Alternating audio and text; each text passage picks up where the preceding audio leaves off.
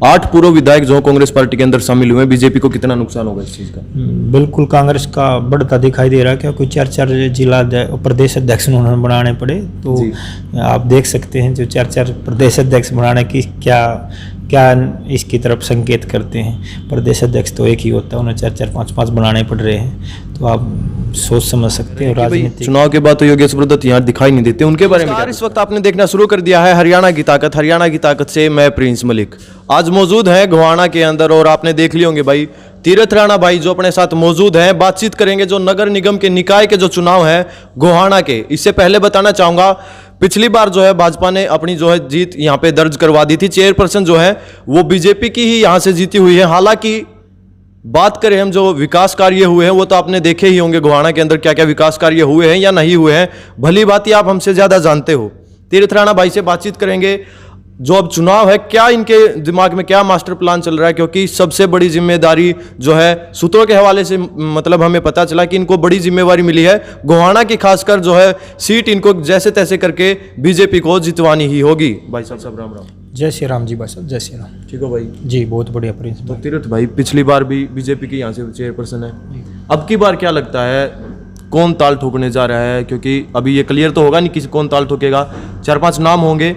कार्य विकास के जो कार्य है, विकास आपने देख लिया। कल की जो हमने एक न्यूज़ देखी थी, जो महम रोड है वहाँ पे गुंडागर्दी आपने सरेआम देखी होगी, उसके ऊपर कोई अभी तक रुकावट नहीं लगी है।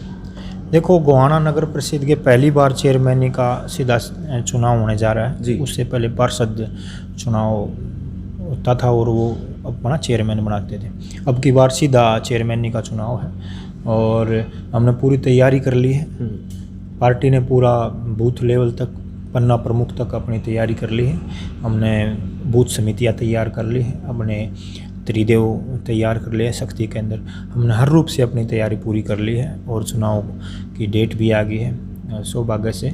और इसमें हम गोहाना, गन्नौर और कुंडली, मेरे 3 सोनीपत जिले के 3 चुनाव हैं। गोहाना नगर परिषद है, गन्नौर नगर पालिका और कुंडली भी नगर पालिका है। कुंडली हमारा सबसे छोटा एरिया है, गन्नौर हमारी नगर पालिका और गोहाना का चुनाव हम पूरे ज़ोर शोर से लड़ेंगे। और हमने 3-4 दिन पहले ज़िले की मीटिंग की है, उसमें पूरी रूपरेखा तैयार की है।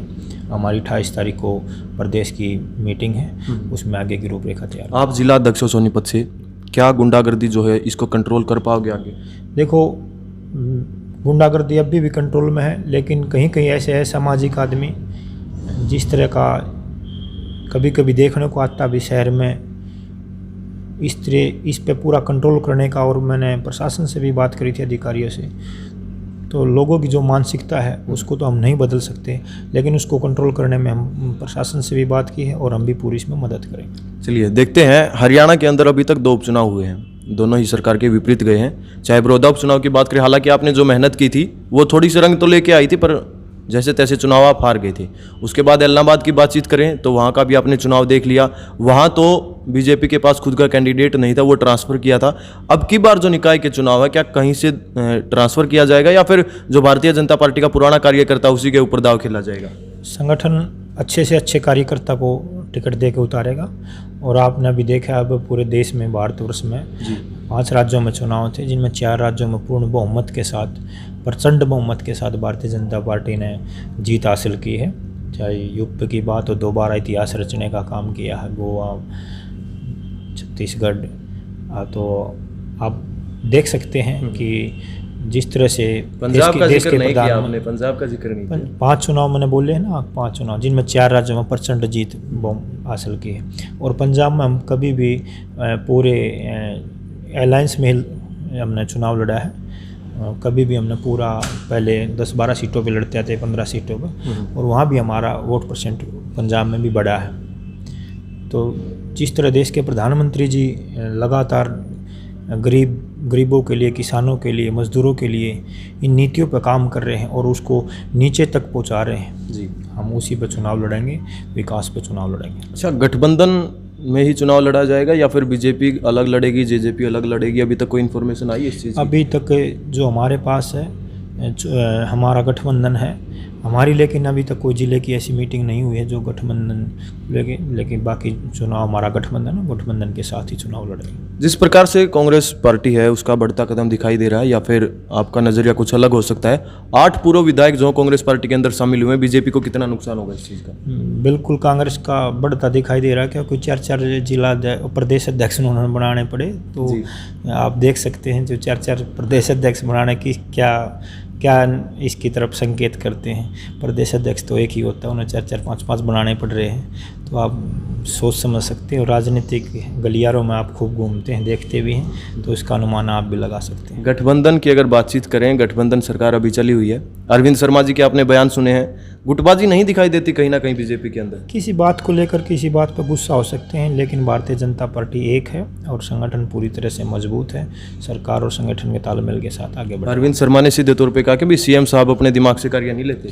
नहीं, हमारे प्रदेश के मुख्यमंत्री मनोहर लाल जी, मैं कहूँगा कि जितनी सूझबूझ के साथ कार्य करते हैं, हर कार्यकर्ता के मन की बात को लेते हैं और नीचे तक जो ईमानदारी के साथ काम कर ले, मैं उनको साधुवाद देता हूँ। अच्छा, बुजाना खुर्द का आपने एक मामला सुना होगा, एक निर्मम हत्या हुई है, उसके ऊपर क्या कुछ कहोगे?